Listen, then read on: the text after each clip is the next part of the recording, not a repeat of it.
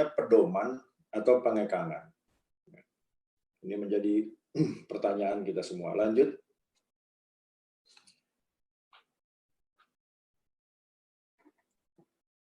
Ini latar belakang saja, sudah sama-sama menjadi pengetahuan kita bersama bahwa putusan pengadilan seringkali berbeda, bahkan untuk kasus yang boleh dibilang mempunyai karakter atau relatif serupa ya untuk jenisnya ya maupun peristiwa, perbuatan dan lain-lain. Nah, maka perbedaan putusan itu kemudian menimbulkan kebingungan di masyarakat. Ya, kenapa putusan berbeda-beda? Nah, lalu bahkan termasuk juga untuk tindak pidana yang karakternya serupa, putusannya pun berbeda-beda. Tentu hal ini menjadi tantangan tersendiri ya bagi terutama para penegak hukum, juga berimbas kepada orang seperti saya sebagai akademisi hukum untuk menjelaskan kepada publik bahwa tidak ada yang persis sama, sehingga sekecil apapun itu menimbulkan perbedaan. Sekecil apapun perbedaan, ya itulah perbedaan. Ya, karena memang tadi saya sampaikan bahwa tidak ada yang persis sama. Dan tidak mudah memberi pemahaman kepada masyarakat, terutama mengenai hal ihwal atau teknis putusan pengadilan. Tapi memang begini, saya tahun 2012-2014, saya melakukan pendalaman terhadap 10 putusan pengadilan tindak pidana korupsi di Jakarta. Tadinya saya melakukan pengamatan karena satu alasan tertentu.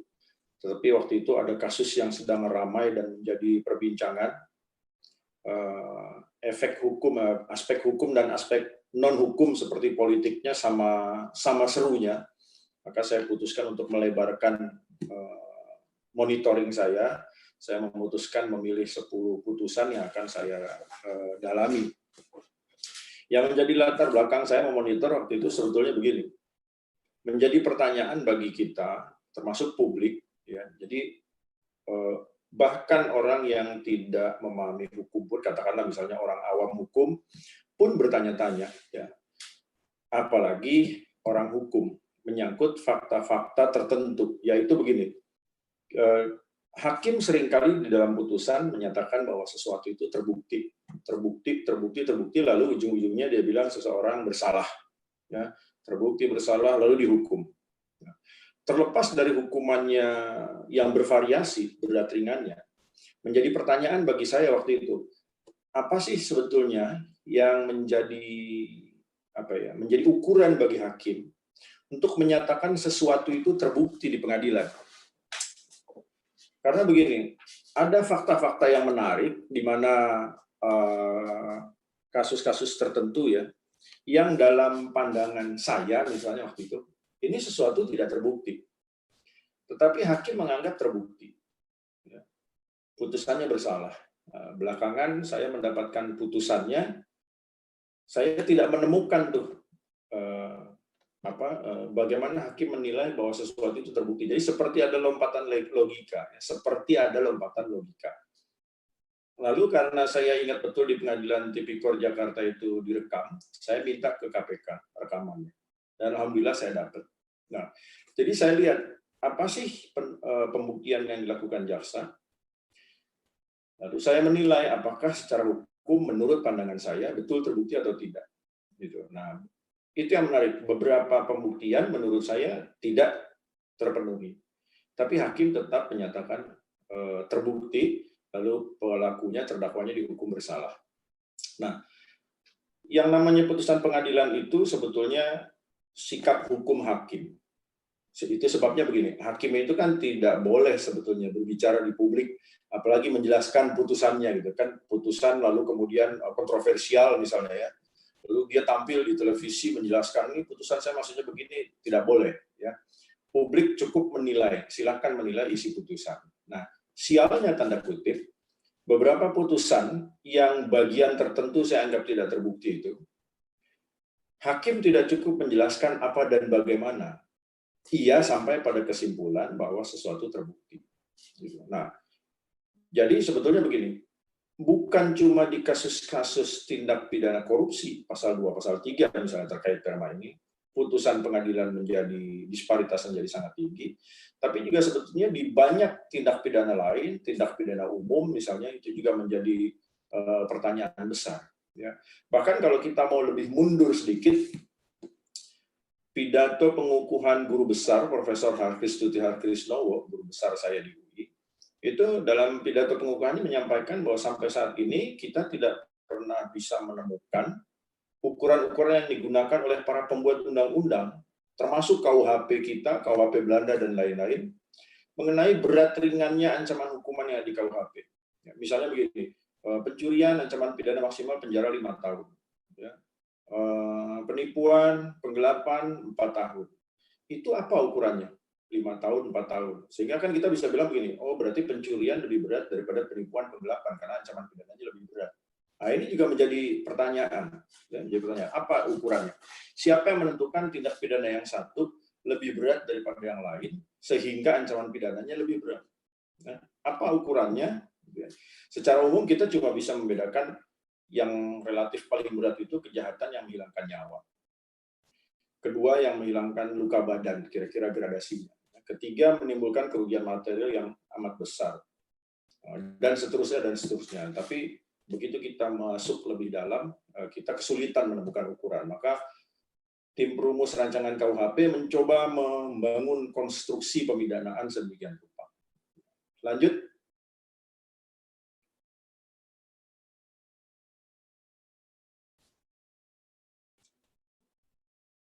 Dari sini kita lihat kemudian lahirlah Peraturan Mahkamah Agung nomor 1 tahun 2020.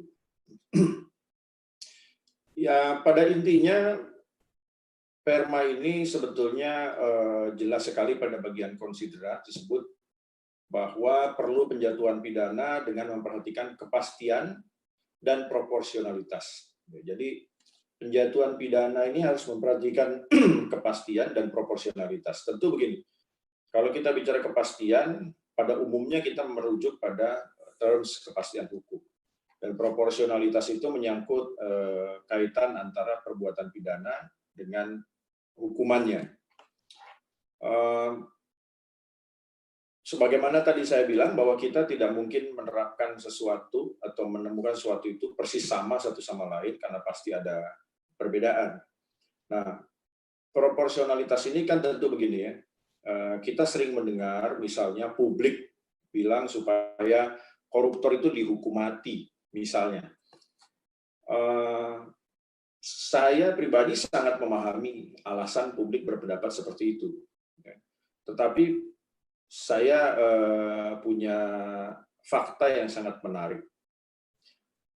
Masyarakat, bahkan penegak hukum sendiri, itu tidak cukup paham apa-apa saja tindak pidana korupsi. Apa itu kejahatan korupsi. Ya. Sehingga kalau pelaku kejahatan korupsi dihukum mati semua, ya matilah kita semua.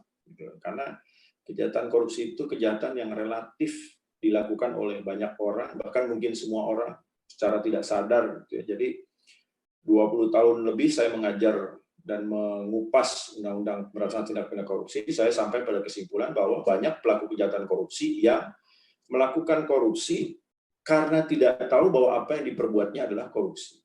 Itu fakta yang sangat kuat. Di banyak kesempatan kegiatan sosialisasi misalnya, begitu saya kupas apa dan bagaimana kejahatan korupsi, ya biasanya banyak yang terkejut. Nah, di konsideran juga disebut ingin menghindari disparitas atas perkara yang memiliki karakter serupa. Jadi Mahkamah Agung menyadari bahwa tidak ada yang sama, gitu ya, yang ada cuma serupa, itu pun hanya karakternya. Nah, dan dibatasi bahwa perma ini hanya menyangkut pasal 2 dan 3 Undang-Undang Pemberantasan Tindak Pidana Korupsi. Lanjut. Nah, saya ingin menggambarkan sekilas saja beberapa isi perma ya, yang menarik kita lihat ya, walaupun selintas. Pertama mengenai asas dasar ya. Asas dasar yang disebut pertama kemandirian hakim. Kedua profesionalitas, 3 transparansi, 4 akuntabilitas, 4 proporsionalitas, 6 keadilan, 7 kemanfaatan, 8 kepastian hukum. Ini menarik sekali ya, walaupun di bagian permulaan dibilang bahwa dalam menjatuhkan pidana, hakim berdasarkan asas. Nah, jadi dalam menjatuhkan pidana ini asasnya 1-8. Yang menarik tentu begini, kenapa kemandirian hakim nomor 1, sementara keadilan dan kepastian hukum justru ada di bagian relatif belakang, ya, termasuk kemanfaatan. Nah, dalam banyak kesempatan, dalam banyak wacana, kita selalu mengedepankan keadilan, kepastian hukum, dan aturan hukum yang bermanfaat bagi masyarakat banyak. Ya. Walaupun dalam konteks ini spesifik pada penjatuhan pemidanaan, ya, maka dengan melihat kemandirian hakim, kita bisa tahu bahwa hakim adalah punya kemandirian yang mutlak, yang tidak bisa ditawar-tawar. Nah, tapi ini hal yang agak sulit. Walaupun sejauh ini saya menilai kemandirian hakim sudah cukup baik. Kalau nilai 0 sampai 10, kira-kira kemandirian hakim itu sudah dinilai 7 atau 7,5 lah kalau menurut saya. Repotnya begini, hakim itu kita harus membedakan hakim sebagai pegawai di lingkungan Mahkamah Agung, gitu ya, atau hakim dalam kapasitas menjalankan fungsinya, fungsi judisial. Kalau saya boleh bandingkan misalnya begini ya, di kepolisian, kejaksaan, karena ternyata menyangkut kemandirian ya, kemandirian dan independensi ini sekarang yang sedang ramai, terutama kalau kaitan dengan KPK karena undang-undangnya diubah kemarin. Seorang anggota polisi itu punya atasan, ya, dan dia harus taat pada atasan. Walaupun di kepolisian itu tidak sistem komando seperti di militer. Nah, tapi seorang penyelidik tidak punya atasan. Ya. Sebagai anggota polisi, dia punya atasan. Ketika dia menjalankan fungsi penyelidikan dan ia menjadi penyelidik, ia tidak punya atasan. Ya. Sebagai anggota kepolisian, dia punya atasan. Sebagai penyidik, dia tidak punya atasan. Ya. Di situ dia murni independen. Jaksa juga begitu. Sebagai seorang jaksa, dia punya atasan, tapi ketika dia menjadi penuntut umum, seharusnya dia tidak punya atasan. Walaupun di Undang-Undang Kejaksaan bilang kejaksaan adalah satu. Ya. Nah, hakim juga begitu. Nah, cuma faktanya sulit. Ya. Sulit seorang polisi misalnya memisahkan kapasitas anggota kepolisian dengan kapasitas ketika melaksanakan fungsi penyelidikan dan penyidikan. Nah, sebagai penyelidik dia tidak boleh diganggu-gugat. Nah, ini asas kemandirian hakim ini kuat sekali sehingga dicantumkan di nomor 1. Walaupun begini, kita ini atau publik ya tidak terlalu banyak mengeluhkan misalnya bahwa hakim dipengaruhi oleh atasan atau hakim dipengaruhi oleh tekanan publik, ya tidak terlalu banyak. Artinya gaungnya tidak seramai ketika kita mempertanyakan kemandirian penyelidik, penyidik atau penuntut umum.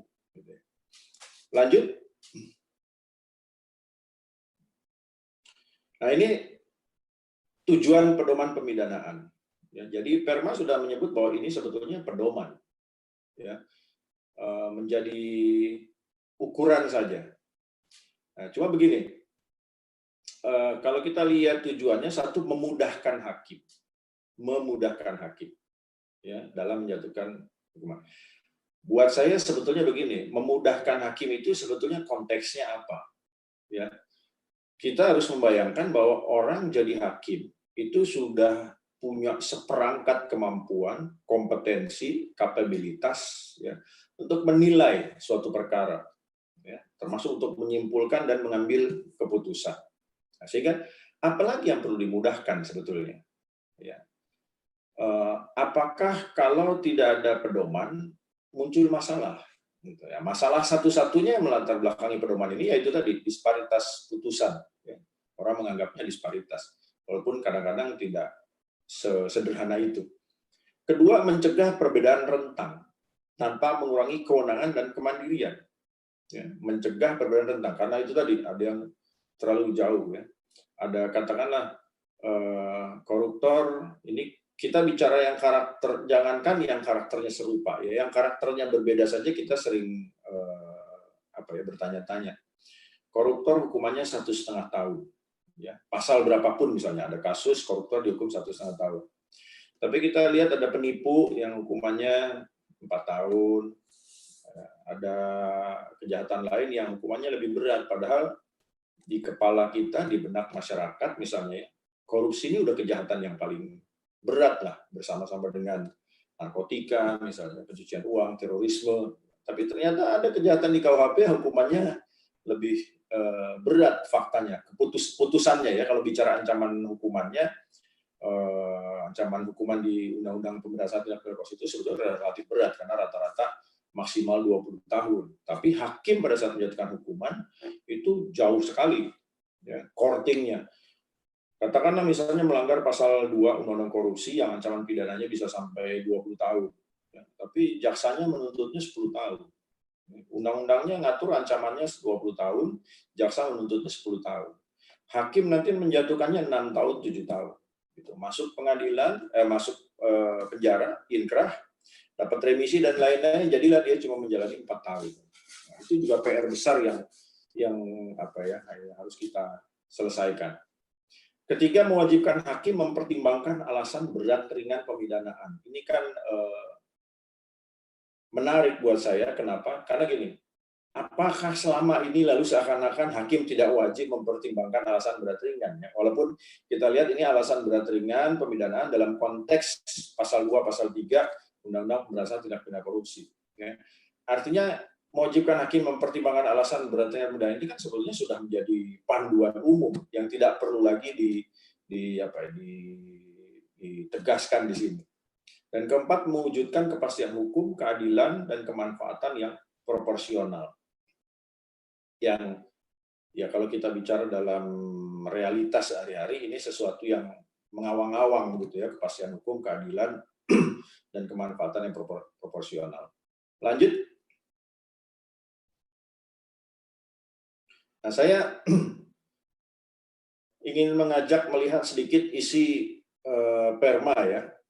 Ini misalnya hal yang harus dipertimbangkan secara berurutan. Secara berurutan ini artinya ada prioritas dari nomor 1 sampai nomor 6. Ya. Pertama, kategori kerugian keuangan atau perekonomian negara. Jadi hakim harus menyebut ya, di pasal 2, pasal 3 yang dilanggar oleh terdakwa, yang terjadi itu kerugian keuangan negara atau kerugian perekonomian negara. Yang saya pikir ini sebetulnya ya tidak perlu pedoman karena namanya unsur tindak pidana. Ya, kalau unsurnya bersifat alternatif, maka jangankan hakim, penyidik, jaksa penuntut umum pun harus menentukan unsur yang mana yang sebetulnya yang menurutnya terbukti. Kedua, tingkat kesalahan, dampak, dan keuntungan. Ya, ini ukuran-ukuran nih. Ketiga, rentang penjatuhan pidana. Ya, padahal justru Perma ini dibuat untuk tadi itu mengurangi jauhnya rentang penjatuhan pidana. Keempat, keadaan yang memberatkan dan meringankan. Ya, ini diminta untuk dipertimbangkan. Ini juga menarik karena selama ini tidak sedikit kita melihat ya keadaan yang memberatkan, meringankan itu juga jadi tanda tanya. Misalnya begini, di suatu perkara waktu itu saya di Jawa Timur, ada hakim yang menyatakan hal yang memberatkan, gitu ya, hal yang meringankan. Pelaku sudah tua, jadi sudah tua itu jadi meringankan. Maksudnya, mohon maaf ya, mungkin ya sudah menjelang ajal lah, sudah tua, jadi nggak usah dihukum berat-berat. Nah, di sisi lain ada lagi hal yang meringankan, pelaku masih muda, sehingga diharapkan dapat memperbaiki diri. Gitu. Nah kan kita bingung jadinya, tua meringankan, muda meringankan. Terus yang memberatkan yang usia berapa? Ya, apakah usia produktif atau usia berapa? Ini juga menjadi pertanyaan. Lalu misalnya di kasus penyiraman air keras Pak Novel Baswedan kemarin ya, hakim juga dari jaksa penuntut umum dan hakim menyampaikan hal yang meringankan apa? Pelaku menyerahkan diri. Gitu.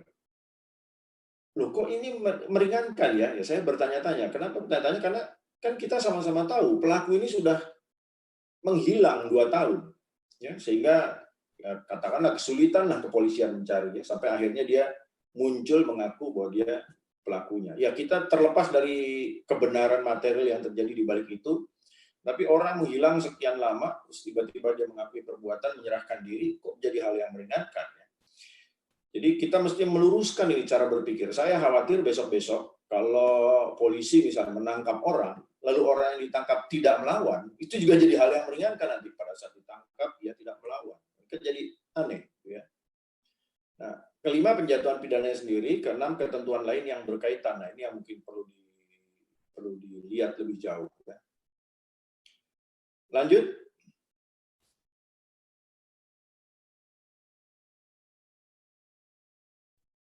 Nah, ini contoh kategori berat ringan. Saya ambil yang paling serius saja nih ya. Jadi dikategorikan dulu ya. Misalnya gini, kalau pasal 2 Undang-Undang Pemberantasan Tindak Pidana Korupsi yang diterapkan, ya, maka ukurannya adalah dianggap paling berat itu kalau kerugiannya lebih dari 100 miliar. Berat kalau 25 miliar sampai 100 miliar. Sedang kalau 1 sampai 25 miliar, ringan kalau 200 juta sampai 1 miliar. Nah, saya nggak tahu nih yang nomor 2 ini. Kalau kurang dari 200 juta bagaimana? Ya, untuk pasal 2. Nah, ini kalau saya bilang kemarin ini jadi Mahkamah Agung seperti ingin membuat matematika hukum pidana ya. Memang memudahkan, tetapi tantangannya nanti kita lihat apakah betul-betul akan memudahkan atau justru akan mempersulit hakim, karena bagaimanapun sedikit banyak hakim berkurang, sedikit banyak hakim berkurang keleluasaannya ya, karena ini namanya pedoman ya, yang perlu dijadikan acuan oleh hakim dalam mengambil keputusan. Lanjut. Ada lagi kategori berat ringan kalau pasal 3 yang diterapkan ya. Seorang dengan tujuan menguntungkan diri sendiri ya, menyalahgunakan kewenangan, kesempatan, sarana yang ada padanya karena jabatan atau kedudukan yang dapat menimbulkan kerugian keuangan negara. Ini yang paling berat sama tadi 100 M, ya, beratnya 25 sampai 100, sedangnya 1 sampai 25 M, ringannya 200 juta sampai 1 M, dan yang paling ringan itu dari 0 sampai dengan 200 juta. Ya, jadi 200 juta atau kurang itu yang paling ringan ya, untuk pasal 3. Lanjut.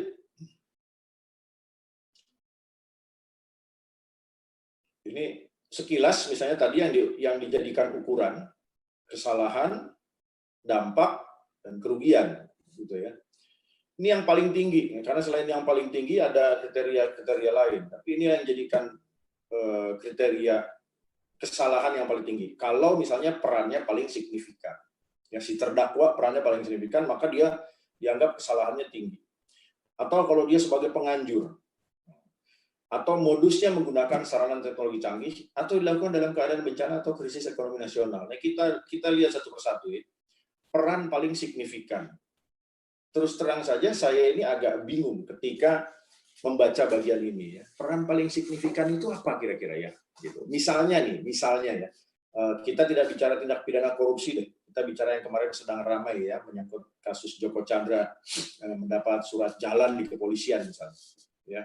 Kita lihat sekarang yang perannya paling signifikan di kasus itu siapa? Ya, kita sudah sama-sama tahu ya, kepolisian menjadikan tersangka Brigjen PU ya, karena dia menandatangani mengeluarkan surat itu. Tapi yang peran paling signifikan siapa ya? Apa kira-kira ukuran peran paling signifikan? Karena gini, surat jalan itu ada yang ngetik. Ya. Nah, peran yang ngetik ini seberapa besar? Karena saya tidak yakin Brigjen PU itu ngetik sendiri. Ya. Lalu ada yang membawanya ke Brigjen PU, ada yang memberi stempel, ada yang mengkopinya mungkin, ada yang mungkin mencatatkannya di arsip dan lain-lain. Termasuk mungkin ada yang menyerahkan nanti ke Joko Chandra atau ke pengacaranya.